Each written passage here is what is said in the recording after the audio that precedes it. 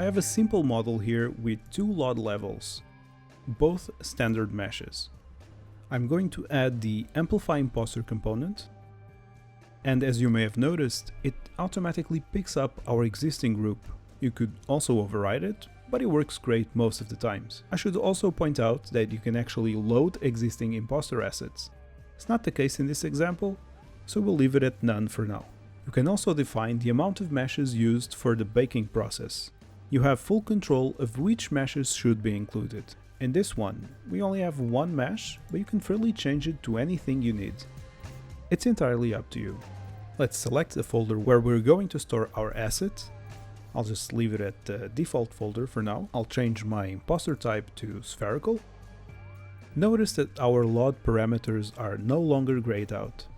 You can now pick from our flexible list how you want to add the imposter to your existing LOD group. In our case, we're going to replace a specific LOD, which is going to be LOD 1.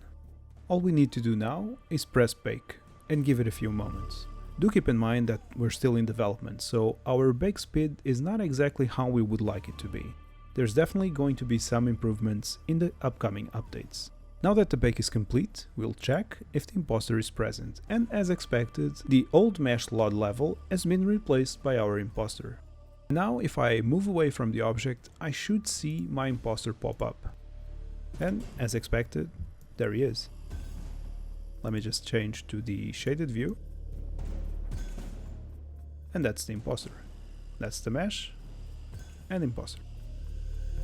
Of course we're using crossfade here, but you're entirely free to use nothing or the speed tree version. Sadly, by using the spherical imposter, the popping effect is quite noticeable. There's actually one type of imposter that I didn't mention yet, which is the octahedron imposter.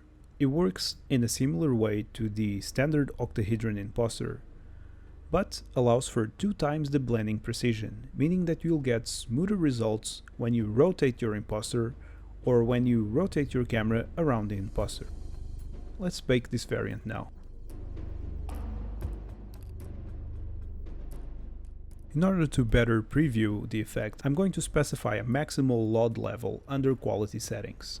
In this case, I want to show level 1, which is my imposter. So I'll just set it to 1. So now you're only seeing the imposter. Pretty cool, huh? The only problem with octahedron imposters is that unlike spherical imposters, they don't hold up very well at close distances. The effect actually breaks up quite easily if you come too close. But that's alright, imposters are meant to be used at a certain distance, and for that they work pretty great. Although you can get away with quite a lot, imposters are not meant to be used as a one-to-one replacement of your actual geometry. It might work in some cases, but you will likely have to tweak its parameters in order to best represent the original asset. Instead of creating individual imposters, you can actually bake entire groups of objects into a single imposter. It's a great way to cut down on draw calls and vertex count. I'll show you in the next video how to set up something like that. Thank you for watching. We'll be back soon with more tutorials.